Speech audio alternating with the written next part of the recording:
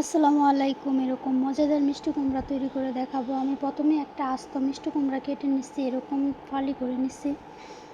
একটা fry pan বসায় দিছি। ফ্রাই প্যানের মধ্যে অল্প পরিমাণ তেল দিয়ে মিষ্টি কুমড়াগুলো দিয়ে দিছি। অল্প পরিমাণ হলুদ দিছি, অল্প পরিমাণ লবণ দিয়ে দিছি।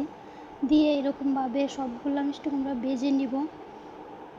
আমার সবগুলা মিষ্টি কুমড়া ভাজা হয়ে গেছে, আমি সবগুলা তুলে নিব।